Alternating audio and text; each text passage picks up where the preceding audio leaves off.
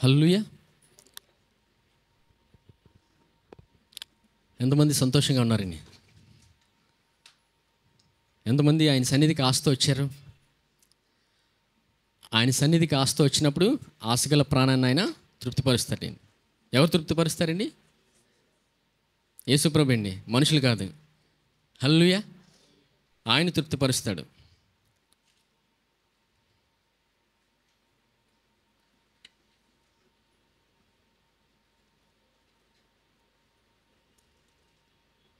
యోహాను సువార్త 9వ అధ్యాయం తీయండి.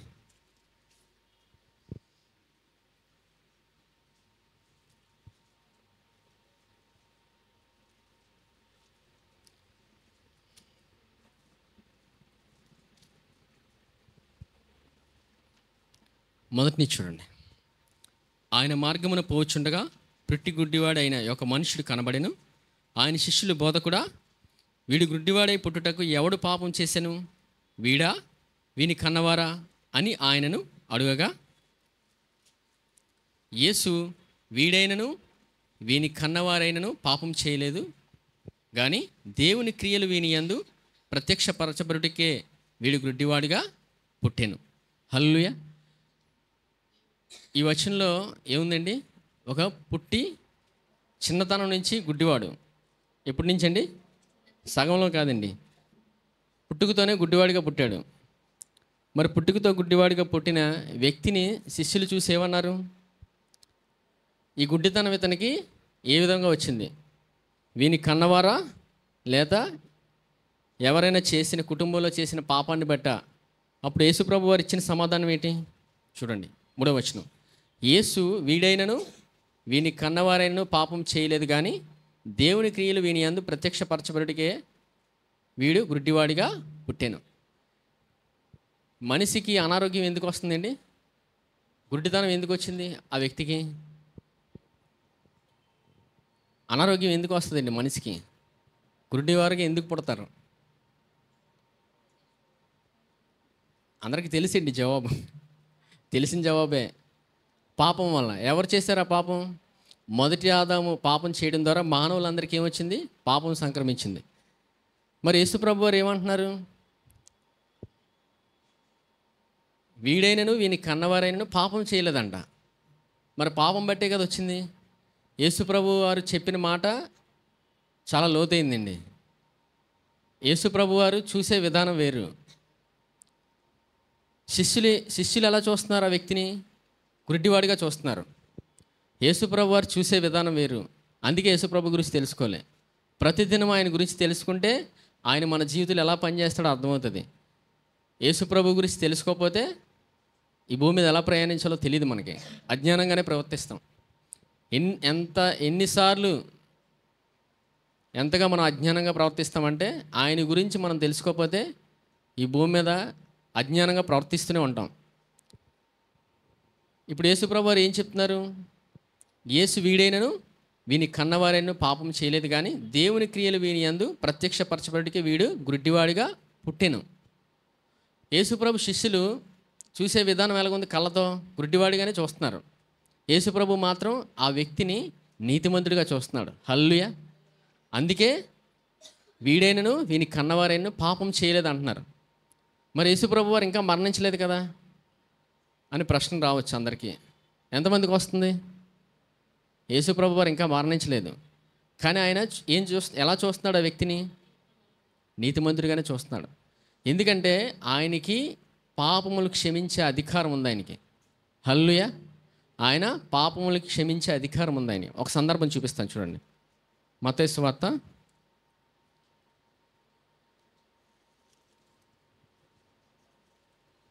9వ అధ్యాయం తీయండి.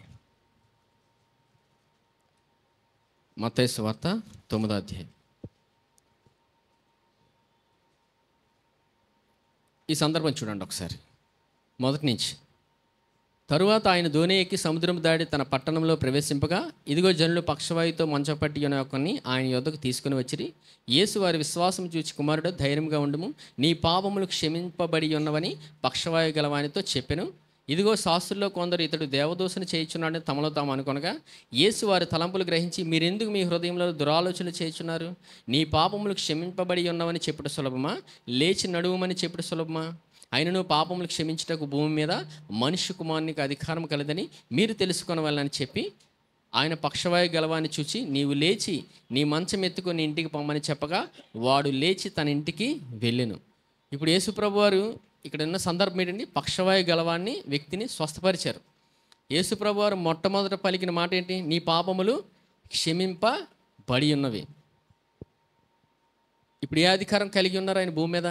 పాపములు క్షమించబడే అధికారం. ఆయన మానవుడిగా వచ్చాడు, ప్రతి మనిషి యొక్క పాపాన్ని ఆయన క్షమించాడు. ఎప్పుడైతే పాపములు క్షమించబడ్డాయో ఆ వ్యక్తి తిరిగి లేచాడు. హల్లెలూయా.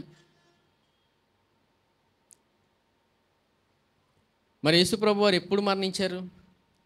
ఎఫ్సీ పత్రిక చూడండి. ఎఫ్సీ పత్రిక 1వ అధ్యాయం చూడండి.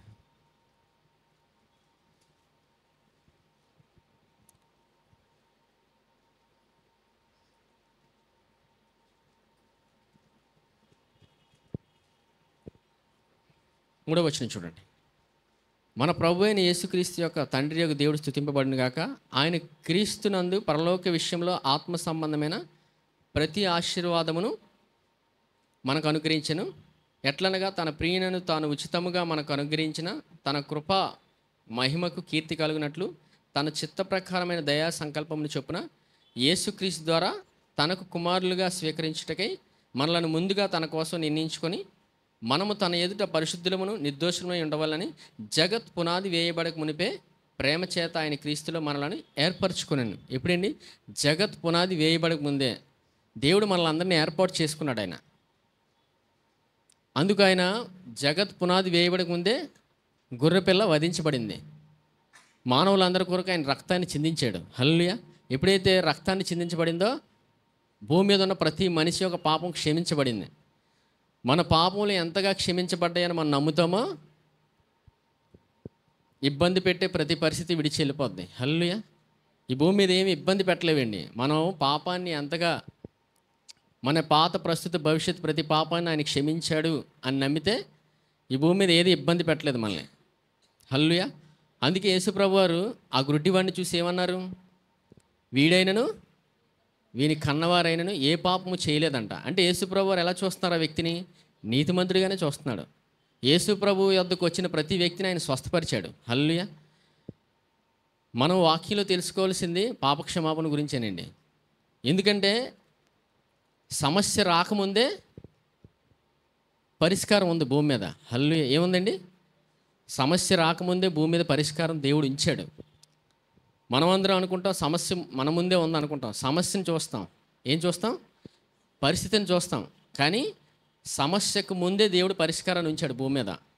అది గ్రహించగలిగితే మనం ఎప్పుడు ఆయన మీద ఆధారపడదాం. అది గ్రహించిపోతే మనం పరిస్థితిని ధ్యానిస్తాం. పరిస్థితిని ఎంతగా మనం ధ్యానిస్తామో అజ్ఞానంగా ప్రవర్తిస్తాం. హల్లెలూయా. ఎంతమంది అజ్ఞానంగా ప్రవర్తించారు? మనం అందరం ప్రవర్తిస్తూనే ఉన్నాం.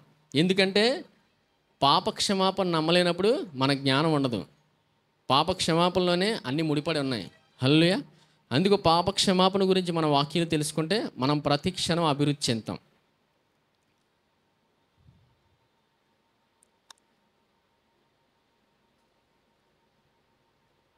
మళ్ళీ అక్కడికి వచ్చేయండి. యోహాను సువార్త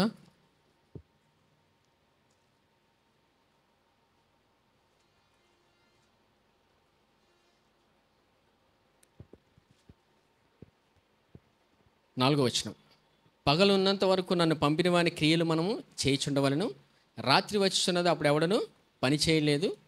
నేను ఈ లోకంలో ఉన్నప్పుడు లోకమునకు వెలుగునని చెప్పాను. ఇప్పుడు యేసుప్రభు వారు ఎక్కడున్నారండి? ఈ లోకంలోకి వచ్చారు, భూమి మీదకి వచ్చారు. ఆయన ఏమని చెప్తున్నారు యేసుప్రభు వారు? 5వ వచనం. నేను ఈ లోకంలో ఉన్నప్పుడు లోకమునకు వెలుగునని చెప్పాను. ఆయన లోకానికి వెలుగు. ఎవరండి? యేసుప్రభు. వెలుగు వస్తే చీకటి ఉంటుందా? వెళ్ళిపోతుంది. చూడండి, ఉదయాన్నే ఏమొస్తాడు భూమి మీదకి? సూర్యుడు వస్తాడు కదండి. సూర్యుడు వచ్చినప్పుడు ఏమవుతుంది? సూర్యుడు వస్తే ఏమవుతుందండి? వెలుగు వస్తుంది. అంటే ఏం వెళ్ళిపోతుంది? చీకటి వెళ్ళిపోతుంది.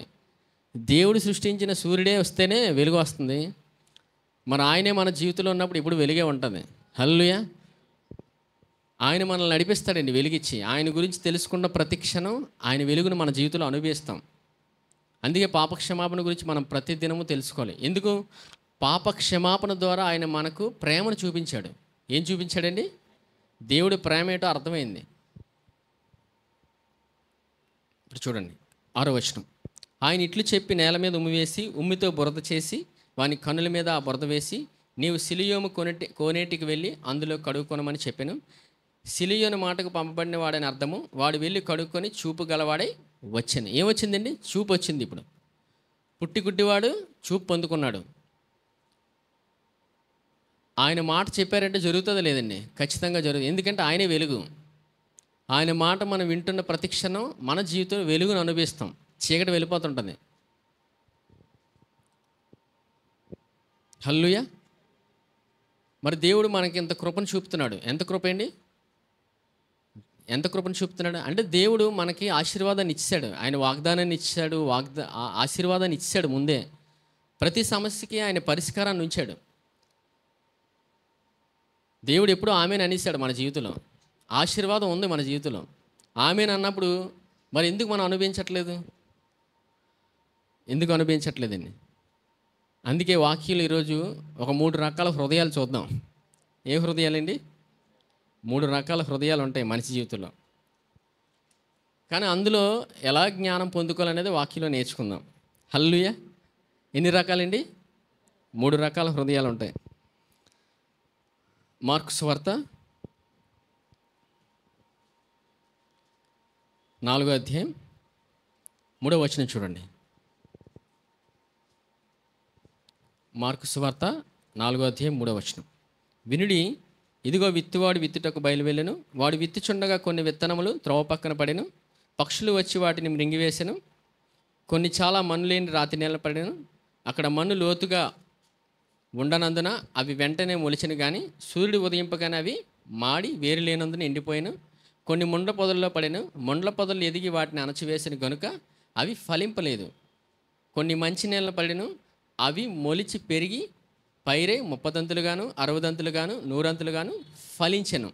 వినుటకు చెవులు గలవాడు వినుగాకని చెప్పాను. హల్లెలూయా. చివరి వచనం ఏంటండి? వినుటకు చెవులు గలవాడు వినుగాక.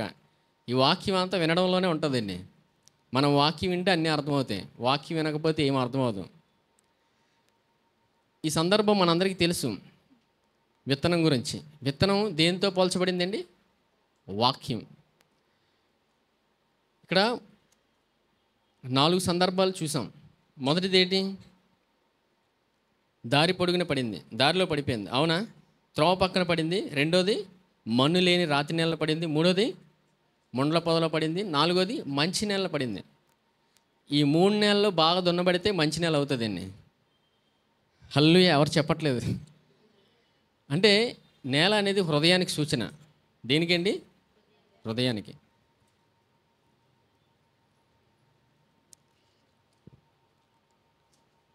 మార్కు సువార్త అదే అధ్యాయంలో 15వ వచనం చూడండి. బాగుంది, చూద్దాం. 15వ వచనం. త్రోవ ప్రక్క నుండి వారు ఎవరనగా వాక్యం వారిలో విత్తబడిన కానీ వారు వినిన వెంటనే సాతాను వచ్చి వారిలో విత్తబడిన వాక్యాన్ని ఎత్తుకొని పోవును. త్రోవ పక్కన పడిన వారు ఎవరు? వారు వినివారే. వాక్యాన్ని వినిన వెంటనే ఎవరు వస్తారు? సాతాను వచ్చి వారిలో విత్తబడిన వాక్యాన్ని ఎత్తుకొని పోతాడంట. సంఘంలో ఉన్నంతసేపు వాక్యం వింటాం. అవునా? ఇక్కడ బాగానే ఉంటుంది, ధైర్యం వచ్చేస్తుంది. ఇంకెవరు నన్ను ఎవరు ఏం చేయలేరు ఈ భూమి మీద, అంత ధైర్యం వస్తుంది. అవునా? ఇంటికి వెళ్ళినంటనే భయం వస్తుంది. ఎందుకు? ఇంటికి వెళ్ళినంటే ఎందుకు భయం వస్తుంది? వేరే మాట వస్తుంది. అవునా? వేరే మాట వచ్చి విత్తబడుతూ ఉంటుంది. అసలు మాట ఎవరు ఎత్తుకెళ్ళిపోయారు? మనం ఏ మాటను ఎంచుకుంటామో అక్కడ ఎంపికలోనే జరిగిపోద్ది. అపవాది ప్రభావం అలా ఉంటుంది. అవునా? మనం దేవుని మాటకి విలువ ఇచ్చినప్పుడు దేవుని మాటతోనే వెళ్తామండి.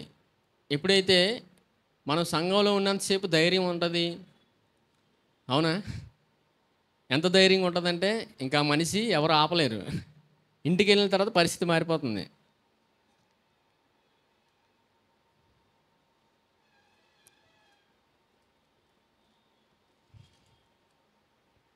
రెండో చూడండి, 5వ వచనం. ఓకే, 15వ వచనం,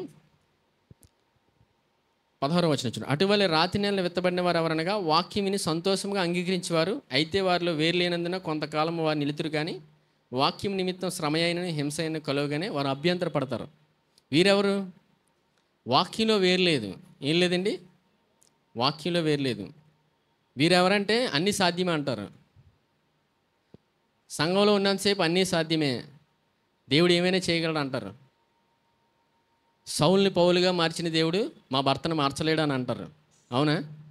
ఎక్కడ? ఇక్కడ ఇంటికి వెళ్ళిననే సంస్కృతం మొదలవుతుంది. తెలుసు కదండి సంస్కృతం అంటే.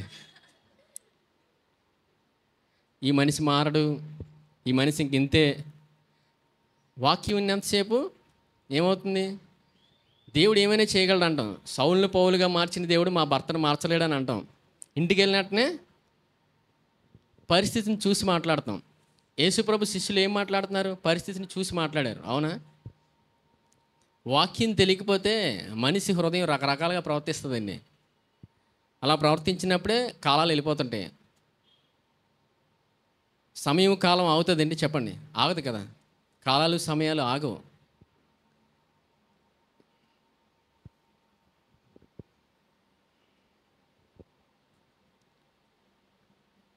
పద్దెనిమిదవ వచనం. ఇతరులు ముండ్ల పొదల్లో వెత్తబడిన వారు వీరు వాక్యం ఇందురు కానీ ఐక్య విచారములు ధనమోసమును మరి ఇతరమైన అపేక్షలను లోపల చొచ్చి వాక్యమును అణచివేయటం వలన అది నిష్ఫలమగును. వీరెవరు? ధనమోసం ఉంది. ఏముందండి? ఐహిక విచారాలు. ఈ భూమి మీద ఉన్న శ్రమలు కష్టాలు వచ్చినప్పుడు డబ్బు లేదని, ఏం లేదని, పరిస్థితి బాగాలేనప్పుడు ముందు డబ్బు వెతుకుతున్నాడు మనిషి. ఏం జరుగుతుంది అక్కడ? ధన మోసం జరుగుతుంది. వెతకాల్సింది ఎవరిని? యేసుప్రభుని. వాక్యం తెలియకపోతే మనిషి హృదయం ప్రవర్తించే విధానం ఇది. ఎంతమంది విధానంలో వెళ్తున్నారు? పర్లేదులేండి, కొన్ని సందర్భాల్లో వెళ్తున్నాం. మనం దేవుడి సన్నిధిలో ఒప్పుకున్నప్పుడు దేవుడు మనల్ని తయారు చేస్తాడు. ఇప్పుడు మంచి హృదయం కావాలంటే ఎవరితో పని చేయాలి? యేసు ప్రభుతో పని చేయాలి. ఆయనతో పని చేస్తే నేల దున్నబడుతుంది. హల్లెలూయా. ఆయన తయారు చేయవాడు. ప్రయాసపడి భారం మోసుకున్న సమస్యలారా నా యొద్దకు రండి, నేను మీకు విశ్రాంతి కలుగజేతును. నేను సాత్వికుడను దేన మనసు గలవాడిని కనుక నా యొద్దకు వచ్చి నేర్చుకోమంటున్నాడు. అప్పుడు మన ప్రాణానికి విశ్రాంతి వస్తుంది. ఆ వచనం చూడండి ఒకసారి. మత్తయి సువార్త 11వ అధ్యాయం 28వ వచనం.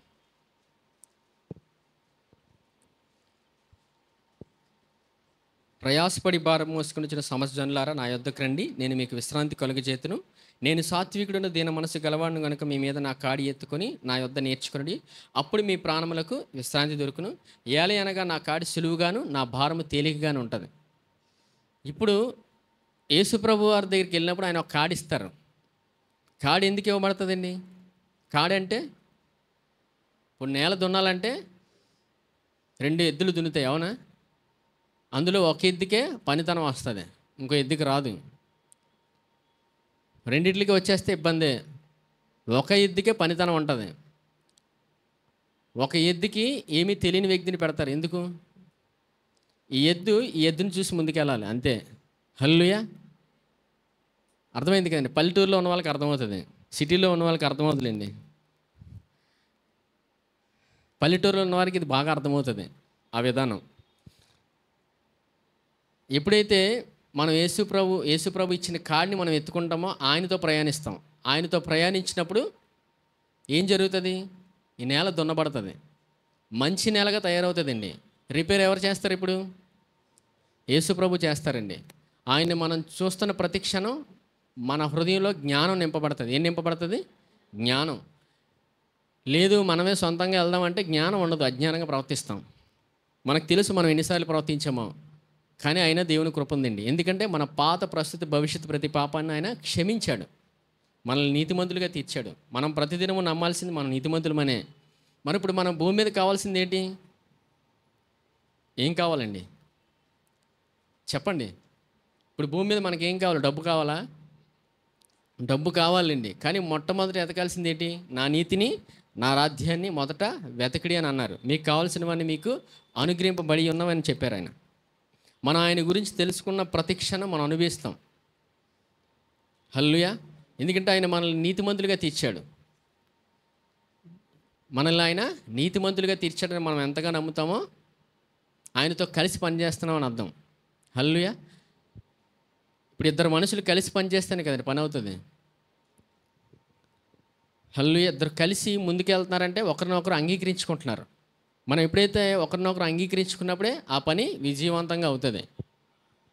లేదు మధ్యలో నా పని నేను చేసుకుంటానంటే విజయవంతంగా అవ్వదు. ఇప్పుడు భార్యాభర్తలు ఉన్నారు, ఇద్దరు ఎవరి పనాలు చేసుకుంటే ఇంట్లోని ఏమవుతుందండి? నీకు నచ్చింది నువ్వు చేసుకో, నాకు నచ్చింది నేను చేసుకుంటానంటే పని అవ్వదు. అవునా? సూచనగా ఉంచాడు కుటుంబాన్ని దేవుడు. ఇప్పుడు సంఘంలో ఉన్నప్పుడు దేవుడు అన్నీ చేస్తున్నాడు అంటున్నాం, ఇంటికి వెళ్ళినప్పుడు అసలు ఇది జరుగుతుందో లేదో. దేవుడు హృదయాన్ని చూస్తాడండి. మనం హృదయంలో ఎంతగా దేవుని వాక్యం విత్తుకుంటామో వేసుకుంటామో ఆయన మనల్ని నడిపిస్తాడు. ఎవరు నడిపిస్తారండి? అందుకే వినుటకు చెవులు గలవాడు వినుడుగాక అని అన్నారు. ఓకే.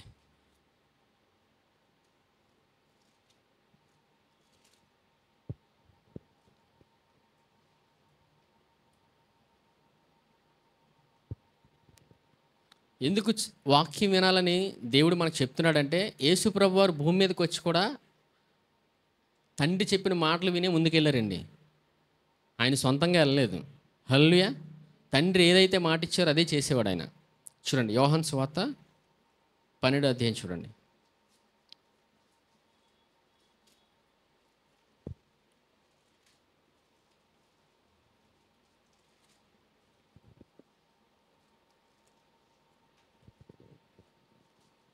నలభై 49వ వచనం. యోహాను సువార్త 12వ అధ్యాయం 49వ వచనం. ఏలయనగా నా అంతట నేనే మాట్లాడలేదు, నేనేమనవలెనో ఏమి మాట్లాడవలనో దాని గురించి నన్ను పంపిన తండ్రియే నాకు ఆజ్ఞ ఇచ్చి ఉన్నాడు. మరియు ఆయన ఆజ్ఞ నిత్యజీవమని నేను ఎరుగుదును కనుక నేను చెప్పు సంగతులు తండ్రి నాతో చెప్పిన ప్రకారము ఏముందండి చెప్పుచున్నాను నేను. ఇప్పుడు యేసుప్రభు చెప్తున్న మాటలు ఎవరు? తండ్రి అండి. తండ్రి మాటలు వినే ఆయన ముందుకు వచ్చేవాడు. హల్లెలూయా. తండ్రి ఏదైతే చెప్పేవాడో భూమి మీద అదే పలికాడు ఆయన. యేసుప్రభు వారు పలికే విధానం ఏంటి? ఆయన విశ్వాసంతో పనిచేస్తారు. దేవుడు ఎలా పనిచేస్తారండి? విశ్వాసంతో. విశ్వాసం అంటే నమ్మి పలకడం. అక్కడ పుట్టుకతోనున్న గుడ్డివాడిని యేసుప్రభు ఎలా చూశారు? ఏ పాపము వీరి కన్నవారైనను ఈ వ్యక్తి అయినను చేయలేదన్నారు. అంటే ఏం పలుకుతున్నారు? ఆయన విశ్వాసంతో మాట్లాడుతున్నారు. అంటే నీతిమంతుడిగా చూస్తున్నారు. ఇప్పుడు మనల్ని మనం ప్రతిదినం ఎలా చూసుకోవాలి? నీతిమంతులుగానే చూసుకోవాలి. మరి తప్పు చేసినప్పుడు అప్పుడు కూడా నీతిమంతులమేనండి. ఆయన సిలువ బలియాగం అంత గొప్పది. యేసు ప్రభు చేసిన సిలువ బలియాగం ద్వారా మనం నీతిమంతులుగా తీర్చబడ్డాం. మన బట్టి కాదండి, మన బట్టి కాదు. ఎందుకంటే మనం ఆయనకి వ్యతిరేకంగా జీవించాం, వ్యతిరేకస్తులుగానే ఈ భూమి మీద ప్రయాణించాం. ఆయన కృప మన ఎడలు చూపాడు ఆయన. ఆయన కృప ఎంతగా మన దగ్గరికి వచ్చిందో మనం నీతిమంతులుగా ఆయన తీర్చాడు ఆయన. మనం నమ్మాల్సింది ఏంటి? ఇప్పుడు నీతిమంతులు మనం ఎంతగా నమ్ముతామో ఈ భూమి మీద మనం వర్ధిల్లుతాం. హల్లెలూయా. మనం ప్రాణంలో విశ్రాంతి కలుగుతుంది. ప్రాణంలోని విశ్రాంతి వచ్చినప్పుడు మనం ఏం చేస్తామో మనకు తెలుస్తుంది. ప్రాణంలో విశ్రాంతి లేనప్పుడు మనం ఏం చేస్తున్నామో కూడా తెలియదు, అజ్ఞానంగా ప్రవర్తిస్తాం. అందుకే యేసుప్రభు గురించి ప్రతిదినము ప్రతి క్షణం మనం తెలుసుకోవాలి. ఆయన మనల్ని నడిపిస్తాడు. ఆయన ఇచ్చిన కాడి మనం ఎత్తుకున్నప్పుడు మనం ఆయనతో కలిసి పనిచేస్తామండి. హల్లెలూయా. ఇప్పుడు యేసుప్రభు వారు ఇక్కడ ఏం నేర్పించారు మనకి ఈ వచనంలో? ఏలయనగా నా అంతట నేనే మాట్లాడలేదు, నేను ఏమనవలెనో ఏమి మాట్లాడేవలనో దాని గురించి నన్ను పంపిన తండ్రియే నాకు ఆజ్ఞ ఇచ్చి ఉన్నాడు. మరియు ఆయన ఆజ్ఞ నిత్యజీవమని ఎరుగుదును కనుక నేను చెప్పు సంగతులు నా తండ్రి నాతో చెప్పిన ప్రకారం చెప్పుచున్నాను. నేను యేసు ప్రభు వారికి తండ్రి చెప్పిన మాటలే భూమి చెప్పారండి. అంటే ఆయన విన్నారా లేదా? ఆయన విన్నారు. ప్రతి మాట, తండ్రి చెప్పిన ప్రతి మాట ఆయన విన్నారు. విని ఈ భూమి మీద అదే చేశారు ఆయన. ఇప్పుడు మనం ఎవరి మాటలు వినాలి? యేసు ప్రభు మాటలు వినే ప్రవర్తించాలండి. మనం సొంతంగా ప్రవర్తిస్తామంటే ఏం జరగదు. ఎందుకంటే మనల్ని ఆయన తన పిల్లలుగా చేసుకున్నాడు, మనల్ని ఏర్పాటు చేసుకున్నాడు ఆయన. మరి ఈ గొప్ప మర్మాన్ని దేవుని వాక్యాలు ఎవరు కనుగొన్నారు? ఎవరు కనుగొన్నారండి? దావీదు. ఆ వ్యక్తి దావీదు పాత నిబంధనలో ఉన్నాడా, కొత్త నిబంధనలో ఉన్నాడా? పాత నిబంధనలో ఉన్నాడు. పాత నిబంధనలో ఉన్న దావీదు దేవుని చూశాడండి, దేవుని కుమారుని చూశాడు వాక్యంలో. మనం వాక్యంలో ఆయన కుమారుని చూసినప్పుడు దేవుడు మన జీవితంలో పనిచేస్తాడు. హల్లెలూయా. సరే, వచ్చిన చూద్దాం, చూడండి.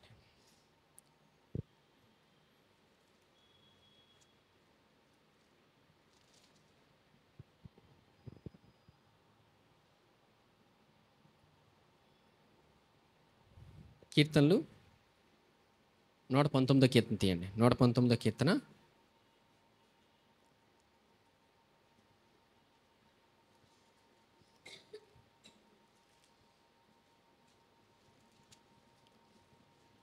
13వ వచనం. 119:13. నీ నోట నీవు సెలవిచ్చిన న్యాయ విధులంటే నా పెదవులతో వివరించేదను. దావీదు ఏమంటున్నాడండి? నీ నోట నీవు సెలవిచ్చిన న్యాయ విధులంటే నా పెదవులతో వివరించేదను. మరి ఇప్పుడు దావీదు ఏమి విన్నాడు? దేవుడు సెలవిచ్చిన న్యాయ విధులన్నింటినీ పెదవులతో వివరించాడంట. మరి ఇప్పుడు దావీదు ఏమి విన్నాడు? పెదాలతో ఏం వివరించాడండి? కీర్తన 40 తీయండి.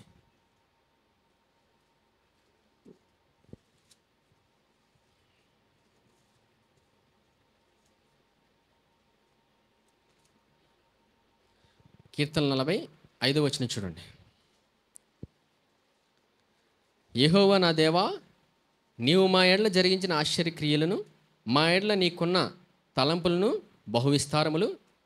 ఎవరు తలంపులు బహువిస్తారములు? దేవుని తలంపులు మన ఎడల బహువిస్తారములు. వాటిని వివరించి చెప్పేదని అనుకుంటున్నా అవి లెక్కకు మించి ఉన్నవి. నీకు సాటైన వాడు ఒకడును లేడు. బలులనైనను నైవేద్యములను నీవు కోరుటలేదు. నీవు నాకు చెవులు నిర్మించి ఉన్నావు. దహన బలునైనను పాప పరిహార బలునైనను నీవు తెమ్మనలేదు.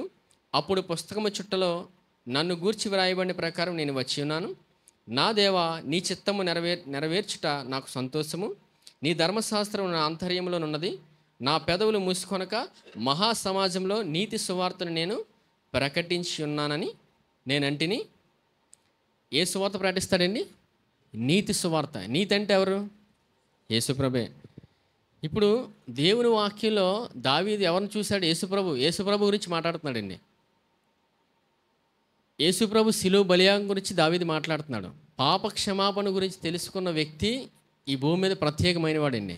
హల్లెలూయా. అందుకే దావీదు అంత ప్రత్యేకమైన వాడు. దావీదుకు ఉన్న బిరుదేటి? దేవుని హృదయానుసారుడు. దేవుడే ఇచ్చాడు, నా హృదయానుసారుడు అని. ఎందుకు? పాప క్షమాపణ గురించి తెలుసుకున్నాడు వాక్యంలో. హెబ్రీయులకు రాసిన పత్రిక చూడండి, 10వ అధ్యాయం.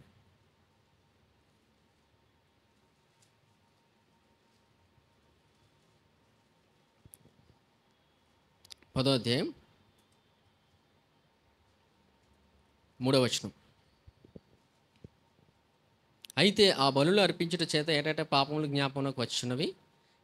ఏలయనగా ఎడ్ల యొక్కయు మేకల యొక్క రక్తము పాపములు తీసివేయట అసాధ్యము. కాబట్టి ఆయన ఈ లోకమందు ప్రవేశించినప్పుడు ఇలాగ చెప్పుచున్నాడు, బలియు అర్పణయు నీవు కోరటలేదు కానీ నాకు ఒక శరీరం అమర్చితివి. పూర్ణ హోమములను పాపభారత బలములను నీకు ఇష్టమైనవి కావు. అప్పుడు నేను గ్రంథపు చుట్టలో నన్ను గూర్చి వ్రాయబడిన ప్రకారము దేవా, నీ చిత్తము నెరవేర్చుటకు ఇదిగో నేను వచ్చి ఉన్నానంటిని. బలులు అర్పణలు పూర్ణహోమములు పాపపరిహార్థ బలులు నీవు కోరలేదనియు అవి నీకు ఇష్టమైనవి కావనియు పైన చెప్పిన తర్వాత ఆయన నీ చిత్తము నెరవేర్చుటకు ఇదిగో నేను వచ్చి ఉన్నానని చెప్పుచున్నాడు. ఇవన్నీ ధర్మశాస్త్రము చొప్పున అర్పింపబడుచున్నవి. ఆ రెండవ దాన్ని స్థిరపరచుటకు మొదటి దాన్ని కొట్టివేయుచున్నాడు. యేసుక్రీస్తు యొక్క శరీరము ఒకసారి అర్పింపబట్టు చేత ఆ చిత్తమును బట్టి మనము పరిశుద్ధ పరచబడి ఉన్నాము. ఇప్పుడు ఎవరిని బట్టి పరిశుద్ధపరచబడామండి? యేసు ప్రభుని బట్టి. ఇప్పుడు దావీదు ఎవరి గురించి మాట్లాడాడు? యేసు ప్రభు గురించి మాట్లాడతాడండి. అందుకే దావీదు కీర్తనలో కొన్నిసార్లు మనకు అర్థం అవ్వవు. ఎందుకంటే దావీదు పాపక్షమాపణ గురించి మాట్లాడతాడు. దేని గురించి అండి? పాపక్షమాపణ గురించి మాట్లాడతాడు. మన ప్రతి పాపం, పాత, ప్రస్తుత, భవిష్యత్ ప్రతి పాపం క్షమించబడింది. ఎంతమంది నమ్ముతున్నారు? ఎవరైతే నమ్ముతున్నారో వారు ఎంతో ప్రత్యేకమైన వారండి. హల్లెలూయా. వారు జ్ఞానంతో నింపబడుతుంటారు ప్రతి క్షణం. దేంతోనండి? జ్ఞానంతో నడుస్తారు ఈ భూమి మీద. పాపక్షమాపణ మనం నమ్ముతున్న ప్రతి క్షణం జ్ఞానంతో నడిపించబడతాం. ఎప్పుడైతే నమ్మమో అజ్ఞానంగా ప్రవర్తిస్తాం. హల్లెలూయా. అందుకే ఎవరి గురించి తెలుసుకోవాలి మనం ప్రతిదినం, ప్రతి క్షణం? యేసుప్రభు గురించి అండి. అందుకే యేసుప్రభు వారు ఆ వ్యక్తిని ఏ విధంగా చూశాడు?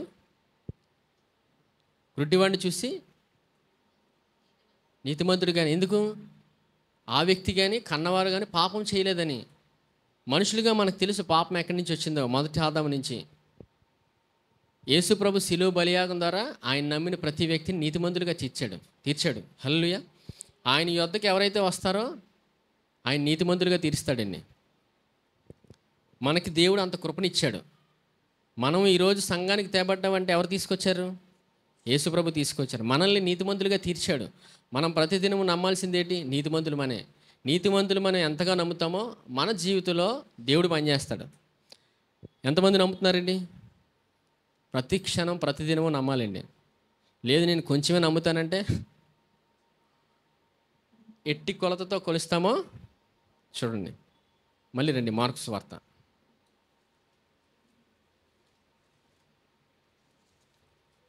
4వ అధ్యాయం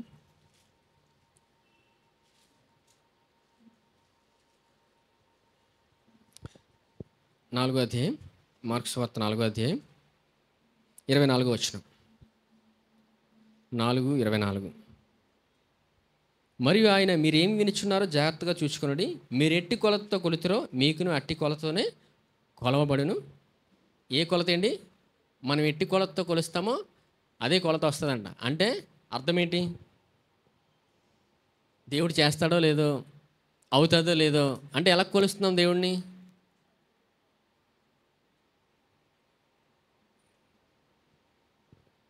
మనం ఎలా కొలుస్తున్నాం అనేది చూసుకుని పాపక్షమాపణ ఎంతగా నమ్ముతుంటామో మనం జ్ఞానంతో నింపబడతామండి. అందుకే పాపక్షమాపణ గురించి తెలుసుకోవాలి. దేవుడు చేస్తాడు. అబ్రహాము తన జీవితంలో పిల్లలు లేరు, మనకు తెలుసు. తప్పు చేశాడు లేదండి, తప్పు చేశాడు. అయినా దేవుని కృప చూపాడు. ఎప్పుడు? పాత నిబంధనలోనే. ఒక సందర్భం వచ్చాక దేవుడిని విడిచిపెట్టలేదు. దేవుడు సమర్థుడని మాట్లాడాడు. హల్లెలూయా. విశ్వాసంతో మాట్లాడాడండి. ఎప్పుడైతే దేవుడు సమర్థుడని మాట్లాడాడో తన జీవితంలో గొప్ప ఆశీర్వాదాన్ని అనుభవించాడు. 100 సంవత్సరాలకి కుమారుణ్ణి కన్నాడు. అవునా? తర్వాత కుమారుడికి పెళ్లి చేయాలన్నప్పుడు దేవుని మీద ఆధారపడ్డాడు. ఎన్నో పరిస్థితులు వచ్చాయి. ఇస్సాకు పెళ్లి చేయాలి కదండి, దేవుడి మీద ఆధారపడి ముందుకెళ్ళాడు. 25వ వచనం చూడండి. 25 కాదు, 26వ వచనం. మరియు ఆయన ఒక మనుషుడు భూమిలో విత్తనము చల్లి రాత్రింబగల్లో నిద్రపోవచ్చు మేల్కొనుచు నుండగా వానికి తెలియని రీతిగా ఆ విత్తనం మొలిచి పెరిగినట్లే దేవుని రాజ్యం ఉన్నది. ఏం జరిగిందండి ఇక్కడ? ఒక మనుషుడు భూమిలో విత్తనం నాటాడు. రాత్రింబగలు ఏం చేశాడు? నిద్రపోయాడంట. నిద్రపోవచ్చు మేల్కొనుచు నుండగా వానికి తెలియని రీతిగా విత్తనం మొలిచి పెరిగినట్టే దేవుని రాజ్యం ఉన్నదండి. అంటే ఇప్పుడు మన వాక్యం వింటున్నప్పుడు మనం అర్థం చేసుకోవడానికి ప్రయత్నించకూడదండి. సొంతంగా అంటున్నాను. సొంతంగా ఎలా జరుగుతుంది, దేవుడు ఎలా చేస్తాడు, నేను వాక్యం వింటున్నాను కదా, ఎలా జరుగుతుంది ఇది అర్థం చేసుకోవడానికి ప్రయత్నించినప్పుడు అర్థమవుతుంది. తెలియని రీతిగా ఆ విత్తనం మొలిచి పెరిగినట్టే దేవుని రాజ్యం ఉందంట. మనకు తెలియదండి, అది మనకు అర్థమవుదు. దేవుని వాక్యం దేవుడు వినమన్నాడంటే అర్థం ఏంటి? అది ఖచ్చితంగా ఏమవుతుంది? ఆ విత్తనం మొలిచి పెరిగినట్లే దేవుని రాజ్యం ఉంది. ఆ విత్తనం మొలుస్తుంది. 28వ వచనం చూడండి. భూమి మొదట మొలకను, తర్వాత వెనును, అటు తర్వాత వెనులో ముదురు గింజలను తనంతట తానే పుట్టించును. పంట పండినప్పుడు కోతకాలం వచ్చిందని సేదిగాడి వెంటనే కొడవలి పెట్టి కోయినని చెప్పాను. ఒక సమయం వచ్చాక మనం కోస్తామండి పంటని. హల్లెలూయా. అంత గొప్ప ఆశీర్వాదాన్ని దేవుడు మనకి ఇచ్చాడు.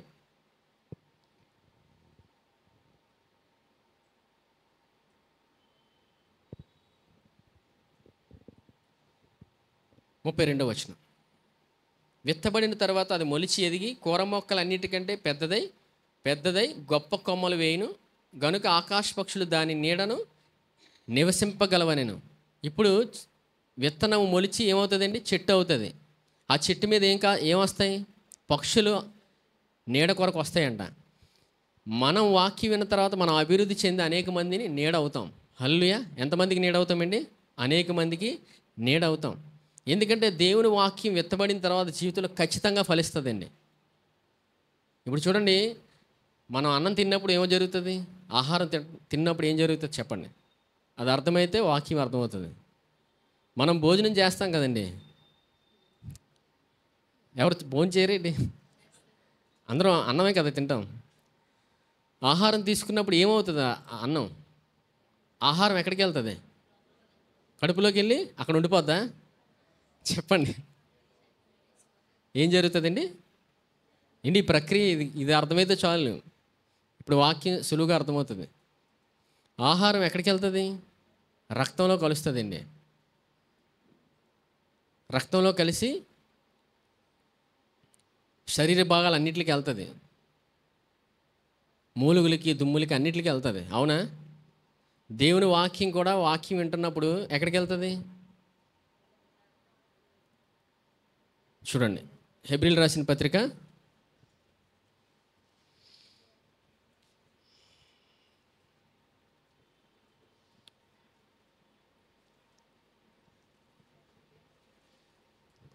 4వ అధ్యాయం తీయండి. 4:12. ఎందుకనగా దేవుని వాక్యం సజీవమై బలము గలదై రెండంచులు గల ఎటువంటి ఖడ్గము కంటెను వాడిగా ఉండి ప్రాణాత్మలను, కీలను, మూలుగను విభజించినంత మట్టుకు దూరుచు హృదయం యొక్క తలంపులను, ఆలోచనలను శోధించున్నది. వాక్యం ఏం చేస్తుందండి? ప్రాణాత్మలను, కీలను, మూలుగునను విభజించినంత మట్టుకు దూరుతుంది. ఎక్కడికి? కీళ్ళు అంటే ఏంటండి? కీళ్ళు అంటే దుమ్ములే కదా. మనిషికి బలం ఎముకల్లో ఉంటుంది. అవునా? ఉంటుందిలేండి, శరీరం అంతా వెళ్తుంది. ప్రాముఖ్యంగా ఎముకలు. అవునా? ఒక వ్యక్తికి కాలు విరిగిపోతే నిలబడగలడా? నిలబడలేడు, ఏ పని చేసుకోలేడు. ఇప్పుడు వాక్యం ఎక్కడికి వెళ్తుంది? ఎందుకనగా దేవుని వాక్యము సజీవమై బలము గలదే రెండంచులు గల ఎటువంటి ఖడ్గము కంటేను వాడిగా ఉండి ప్రాణాత్మలను, కీలను, మూలుగులను విభజించినంత మట్టుకు దూరుచు. వాక్యం అనేది ఇప్పుడు ఇది ఆత్మీయ బోధ అంటారు కదండి. ఆత్మలోకం. అవునా? ఆత్మలోకమే కదండి. క్రీస్తులోని ప్రతి ఆశీర్వాదం ఎక్కడుందండి? క్రీస్తులో ప్రతి ఆశీర్వాదం ఉంది. ఆత్మ సంబంధమైన ప్రతి ఆశీర్వాదం క్రీస్తులో ఉంది. యేసు ప్రభు గురించి తెలుసుకుంటున్నప్పుడు ఏం జరుగుతుంది? ఆశీర్వాదం, దేవుని వాక్యం ఏం జరుగుతుందండి? ఆత్మలో నుంచి మన శరీరంలోకి వెళ్తుందండి. హల్లెలూయా. ఎక్కడికి వెళ్తుందండి? వాక్యంలో ఉంది కదండి. చూడండి, ఎందుకనగా దేవుని వాక్యం సజీవమై బలము గలదై రెండంచులు గల ఎటువంటి ఖడ్గము కంటేను వాడిగా ఉండి ప్రాణాత్మలను, కీలను, మూలుగలను విభజించినంత మట్టుకు దూరుచు హృదయం యొక్క తలంపులను, ఆలోచనలను శోధించున్నది. ఈ వాక్యం ఏం చేస్తుంది? రెండంచుల ఖడ్గం అది. మన తలంపులు, మనకి ఎటువంటి ఆలోచన విధానంతో నడవాలో దేవుని వాక్యమే చెప్తుంది. మన జ్ఞానంగా నడవాలని భూమి మీద. వాక్యం అంటే ప్రాముఖ్యంగా ఏమనుకుంటున్నారు చెప్పండి? వాక్యం అంటే ఏమనుకుంటున్నారు? వాక్యం అంటే ఏంటండి చెప్పండి? వాక్యం అంటే పాపక్షమాపణనండి. కీర్తనలు 119 చూడండి.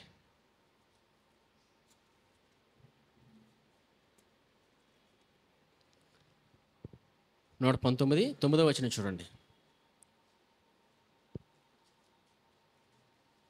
యవనస్తులు దేని చేత తమ నడత శుద్ధిపరచుకుందరు? నీ వాక్యాన్ని బట్టి దాన్ని జాగ్రత్తగా చూచుకున్నట్టు చేతనే కదా. యవనస్తులు దేని చేత నడతను శుద్ధిపరచుకుంటారండి? వాక్యాన్ని బట్టి. హల్లెలూయా. నా పూర్ణ హృదయంతో నిన్ను వెతికి ఉన్నాను, నన్ను నీ ఆజ్ఞలను విడిచి తిరిగినీయకము. నీ ఎదుట నేను పాపం చేయకున్నట్లు నా హృదయంలో నీ వాక్యం ఉంచుకొని ఉన్నాను. యెహోవా, నీవే స్తోత్రం అందదగిన వాడు, నీ కట్టడలను నాకు బోధించుము. నీ నోట నీవు సెలవిచ్చిన న్యాయవిధులంటే నా పెదవులతో వివరించదును. ఇప్పుడు దావీదు ఏం చెప్తున్నాడు? వాక్యాన్ని బట్టే మన జీవితంలో ముందుకెళ్ళగలమండి. ఇప్పుడు దావీదు దేని ద్వారా ముందుకెళ్తున్నాడు? వాక్యాన్ని బట్టే. వాక్యాన్ని పెదవులతో వివరిస్తున్నాడంట. యేసుప్రభు వారు తండ్రి దగ్గర మాటలు విని దేంతో పలికారు? నోటితో పలికారు. అవునా? నేర్పించారు మనకి. ఇప్పుడు మనం ఏం చేయాలి? నోటితో, పెదవులతో ఏం వివరించాలి? వాక్యాన్ని వివరించాలండి. వాక్యాన్ని వివరించడం అంటే పాపక్షమాపణ పలకాలి. హల్లెలూయా. నేను క్రీస్తు యేసునందు దేవుని నీతిని పలుకుతున్నప్పుడు మన జీవితంలో గొప్ప ఆశీర్వాదాన్ని మనం అనుభవిస్తూనే ఉంటాం. జ్ఞానంతో నింపబడతాం. పరిస్థితి మనకు అర్థం అవ్వట్లేదు, ఏమీ తెలియట్లేదు నాకు, అలాంటి సమయంలో కూడా పాపక్షమాపణలు పలికినప్పుడు మన జీవితంలో ఆశీర్వాదాన్ని అనుభవిస్తామండి. దేవుడు చెప్పాడంటే ఆ మాట మనం పలకడమే. అందుకే ఎవరైతే వింటారో వారికి పలుకుతారు, వినని వారు పలకరు. అందుకే యేసుప్రభు ఏం చెప్పారు? చెవులు గలవాడు వినుడుగా. కానీ మనం వాక్యం వింటున్నప్పుడు ఖచ్చితంగా పలుకుతామండి. ఇప్పుడు పలికింది ఎవరు ఇక్కడ? కీర్తనలో దావీదు విన్నాడు కాబట్టే పలికాడు. ఏం పలికాడు? పాపక్షమాపణ పలికాడు. యేసు ప్రభువుని గురించిన మాట పలికాడండి. దావీదుని ఎంతోమంది చంపుదాం అనుకున్నారు, ఎవరు చంపలేకపోయారు. హల్లెలూయా. ఎందుకు? వాక్యంలో యేసు ప్రభువుని చూశాడు. అవునా? కానీ పాపక్షమాపణ అనేది ఈ భూమి మీద గొప్పది. పాపక్షమాపణలోనే అన్నీ ముడిపడి ఉన్నాయి. ఆరోగ్యము, ఆశీర్వాదము, జ్ఞానము, సమస్త జ్ఞానము పాపక్షమాపణలోనే ఉంది. అందుకే యేసుప్రభు వారే భూమి మీదకి వచ్చి మానవులందరి కొరకు ఆయన శిలువ మీద బలియాగం చేశారు. అవునా? చేసిన తర్వాత ఎవరైతే ఆయన నమ్మారో నీతిమంతులుగా తీర్చాడు. ఈ భూమి మీద మనల్ని నడిపించేది ఆయనే. ఎవరు నడిపిస్తారండి? ఆయనే. ఈ హృదయం రకరకాలుగా ప్రవర్తించినప్పటికీ ఆయన చూస్తున్నప్పుడు మన హృదయంలో వాక్యం నింపుకుంటున్నప్పుడు ఆయనతో కలిసి మనం నడుస్తాం. ఎవరితో నడుస్తామండి? యేసు ప్రభుతో నడుస్తాం. ఎంతమంది నడవాలనుకుంటున్నారు? ఆశగల ప్రాణాన్ని ఆయన తృప్తిపరుస్తాడండి. మనం ఎంతగా వాక్యం విని ఆయనతో కలిసి ప్రయాణిస్తున్నప్పుడు మన జీవితంలో ఆశీర్వాదాన్ని అనుభవిస్తాం. జ్ఞానంతో నడిపించబడతామండి. దేంతో నడిపించబడతామండి? జ్ఞానంతో. జ్ఞానం లేకే అనేక పొరపాట్లు జరుగుతున్నాయి. అవునా? జ్ఞానంతో మనం ముందుకెళ్ళాలంటే ఆయన గురించిన, యేసుప్రభు గురించి మనం ఎంతగా తెలుసుకుంటామో ఈ భూమి మీద సులువుగా ప్రయాణించగలం. హల్లెలూయా. పరిష్కారం ఇప్పుడు మనకు ఉంది. పరిష్కారం ఎవరు? ప్రతి సమస్యకి యేసుప్రభే. ప్రతి సమస్యకి పరిష్కారం ఆయనే. సమస్య ముందుందా? పరిష్కారం ముందుందండి. ఏముందండి? పరిష్కారమే ఉంది. ఇది తెలిసిన వాళ్ళు పరిష్కారం దగ్గరికి వెళ్తారు. ఎంతమందికి అర్థమైందండి? అర్థం అవ్వలేదు. పరిష్కారం అంటే యేసుప్రభువేనండి. పాపక్షమాపణ ముందుందండి. మన ఇబ్బందులు, కష్టాలు కాదు. మనం ఏం చేస్తాం? సమస్యని, ఇబ్బందినే చూస్తున్నాం. ముందు యేసుప్రభు భూమి పునాదులు వేయబడక ముందే ఆయన శిలువ మీద బలియాగం అయ్యారు. ఆయన గురించి మనం తెలుసుకున్న ప్రతి క్షణం జ్ఞానంతో నింపబడతాం. జ్ఞానం ఎవరు? జ్ఞానము, నీతి, విమోచన, పరిశుద్ధత ఆయనే. మనం జ్ఞానంతో నింపబడినప్పుడు ఈ భూమి మీద సులువుగా ప్రయాణించగలం. ఏ పరిస్థితుల్లో ఏం చేయాలో మనకు అర్థం అవ్వలేని పరిస్థితిలో ఆయన జ్ఞానం ఇచ్చేవాడు. జ్ఞానం ఎవరైనా ఇస్తారు? ఆయన ఇచ్చేవాడు. జ్ఞానం ఉన్నప్పుడు సులువుగా ప్రయాణించగలం. హల్లెలూయా. ఈ వాక్యం విన్న ప్రతి ఒక్కరు ఫలించి అభివృద్ధి చెందినగాక. ఈ సమయంలో రొట్టె ద్రాక్షరసం తీసుకుందాం.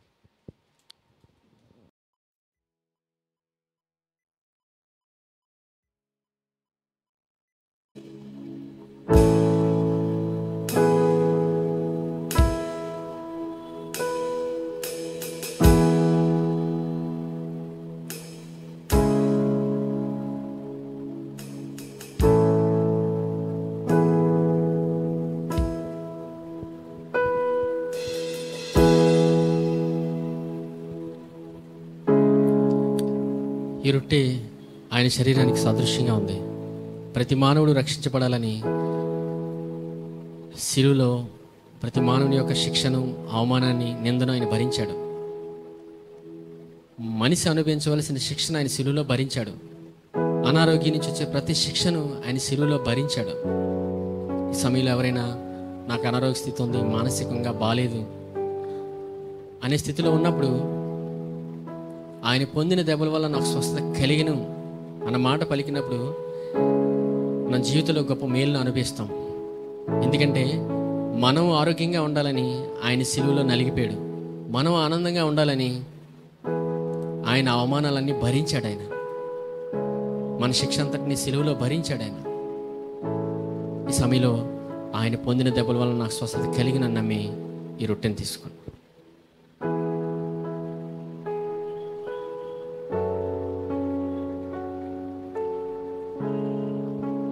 ఈ పాత్రలోనిది ఆయన రక్తానికి సాదృశ్యంగా ఉంది. ప్రతి మానవుడు రక్షించబడాలని ఆయన రక్తమంతటిని చిందించాడు. ఆయన అంగీకరించిన ప్రతి వ్యక్తిని ఆయన నీతిమంతుడిగా తీర్చాడు. ఈ సమయంలో మనల్ని నీతిమంతులుగా తీర్చాడు ఆయన. ఆ పుట్టి గుడ్డివాడిని చూసి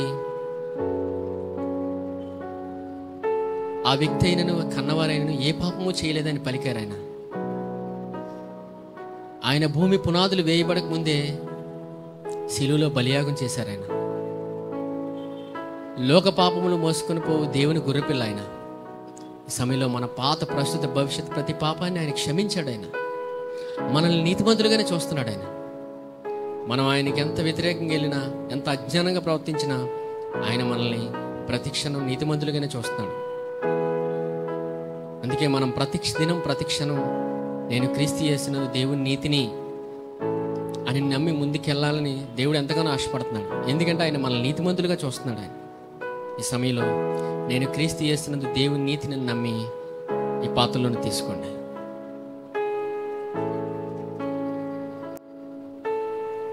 పరిశుద్ధుడైన తండ్రి, మీకు వందనాలు దేవా. మీ కృపా వాక్యం ద్వారా మాతో మాట్లాడిన విధానం బట్టి వందనాలు. అవునయ్యా, మమ్మల్ని మీరు నీతిమంతులుగా తీర్చిన విధానం బట్టి వందనాలు దేవా. మీ గురించి మేము తెలుసుకుంటా ప్రతి క్షణం నీ కృపను అనుభవిస్తానైనా, జ్ఞానంతో నింపబడతానైనా, జ్ఞానంతో ఈ భూమి మీద ముందుకెళ్తూనే ఉంటానైనా. అంత కృపను మీరు మాకు ఇచ్చిన విధానం బట్టి వందనాలు. మీ కృపతో మమ్మల్ని నడిపిస్తున్న విధానం బట్టి వందనాలు దేవా. మీకు వందనాలు. ఇంకా మీ గురించి తెలుసుకుని ముందుకెళ్ళే గొప్ప కృపలోకి నడిపించమని వేడుకుంటున్నాను. మీతో ప్రయాణించి ముందుకెళ్ళే గొప్ప కృపలోకి నడిపించమని వేడుకుంటున్నాను దేవా. మీరు మాకు నేర్పించి నడిపించమని వేడుకుంటున్నాను దేవా. మీతో నడిచే గొప్ప కృపలోకి నడిపించమని వేడుకుంటున్నాను. మీతో కలిసి ముందుకెళ్ళే గొప్ప కృపలోకి నడిపించమని వేడుకుంటున్నాను. ఎందుకంటే మీరు మాకు ఒక కాడి ఇచ్చారు నాన్న, కృప అనే కాడి. ఆ కాడిని ఎత్తుకొని ముందుకెళ్ళే కృపలోకి నడిపించమని వేడుకుంటున్నాను. అలాగే ఈ సమయంలో బిడ్డలకు జ్ఞాపకం చేస్తున్నాను. ఎవరైతే ఇబ్బందులతో, నేను అనారోగ్య స్థితిలో, మానసిక స్థితిలో ఎవరైతే ఇప్పుడు ఉన్నారో, కుటుంబంలో సమాధానం లేదు, అనారోగ్య స్థితిలో ఉన్నాను, మానసికంగా నా పరిస్థితి బాగాలేదన్న ఉన్న పరిస్థితిలో ఉన్న వ్యక్తిని ఇప్పుడే దేవా మీరు ముట్టమని వేడుకుంటున్నాను. నజరేయుడైన యేసుక్రీస్తు నామములో ఇప్పుడే మీరు విడుదల కలుగు చేసిన విధానం బట్టి వందనాలు. గొప్ప విడుదల మీరు మీ సన్నిధిలో ఇచ్చిన విధానం బట్టి వందనాలు నేను. అలా ఎవరైతే ఉద్యోగం వ్యాపారం చేస్తారో మీ కృపను, మీ జ్ఞానం దయచేయమని, వారిని అంచెలంచెలో ఎదిగింపజేసి నడిపించుకోమని వేడుకుంటున్నాను దేవా. మీరు మా ఏళ్ల కృపను చూపారు నేను దేవా. మీ పాప క్షమాపణ ద్వారా మమ్మల్ని ప్రతి క్షణం మీరు ప్రేమిస్తూనే ఉన్నాను నేను. ఎందుకంటే మా పాత ప్రస్తుత భవిష్యత్ ప్రతి పాపాన్ని మీరు క్షమించారు. మీకు వందనాలు. మమ్మల్ని మీరు నీతిమంతులుగా తీర్చారు. అందరి బట్టి మీకు వేలాది వందనాలు నేను దేవా.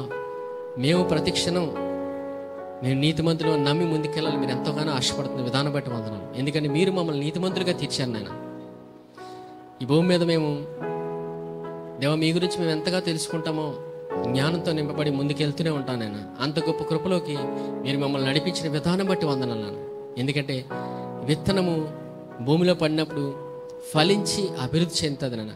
30 60 100 ఫలిస్తుంది నాన్న. వేసిన వ్యక్తికి తెలియదు నాన్న అది ఎలా ఫలిస్తుందో. అలాగే నాన్న మేము వాక్యం విత్తుకున్నప్పుడు మా జీవితంలో ఆ వాక్యం ఫలిస్తూ అభివృద్ధి చెందుతూనే ఉంటుంది నాన్న. అంచెలంచెలుగా మేము అభివృద్ధి చెందుతాం నాన్న. మీకు వందనాలు. అంత కృపను మీరు ఇచ్చినందుకు వందనాలు. ఇంత గొప్ప కృపా వాక్యాన్ని మీరు మాకు ఇచ్చిన విధానం బట్టి వందనాలు. ఇంకా మీ వాక్యం తెలుసుకుంటూ ముందుకెళ్ళే గొప్ప కృపలోకి నడిపించమని వేడుకుంటున్నాను. నడిపించమని మీరే మమ్మల్ని వాడుకొని మహిమ ఘనత పొందుకోమని నజరేయుడైన యేసుక్రీస్తు నామములో అడిగి వేడుకుంటున్నాం తండ్రి. ఆమేన్. యెహోవా నిన్ను ఆశీర్వదించి నిన్ను కాపాడునుగాక. యెహోవా తన సన్నిధి కాంతి ప్రకాశింపజేసి నిన్ను కరుణించునుగాక. యెహోవా తన సన్నిధి కాంతి ఉదయింపజేసి నీకు సమాధానము కలుగజేయునుగాక. ఆమేన్.